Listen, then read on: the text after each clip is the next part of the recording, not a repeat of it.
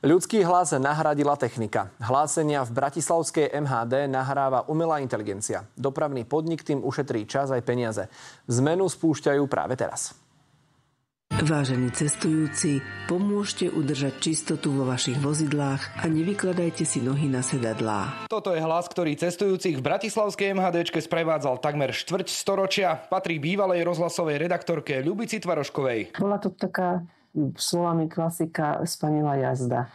Mne sa to páčilo, čo som robila a myslím si, že aj cestujúci a verejnosť boli spokojní. Sledujeme svetové trendy, momentálne náš informačný systém už patrí k svetovej špičke a neustále sa zaoberáme jeho modernizáciou. Ide o to, že ten systém, ktorý sme používali doteraz, bol aj trochu časovo náročnejší. Väčšinou všetky som nahrávala v noci, lebo v noci je ticho. No väčšinou to bolo od tej 12. v noci do 1. do pol 2. keď je také tichučko a všetci aj doma už spia. Bratislavská MHD obsluhuje spolu 605 zastávok a bolo teda zložité každú jednu nahrávať zvlášť. Hlásenia totiž museli byť nahraté takmer identickým hlasom, aby na seba nadväzovali.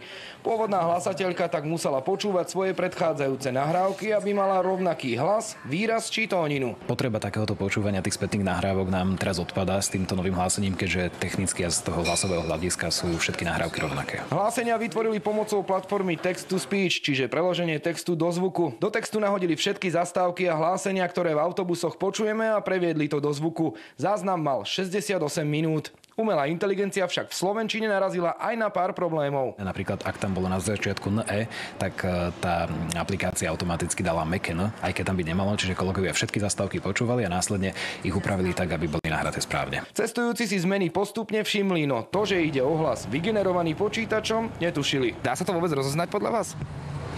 Musela by som ho počuť, aby som vedela, takže budem sa na to sústrediť a potom si asi spraviť názor. Áno, myslím si, že je nové, áno.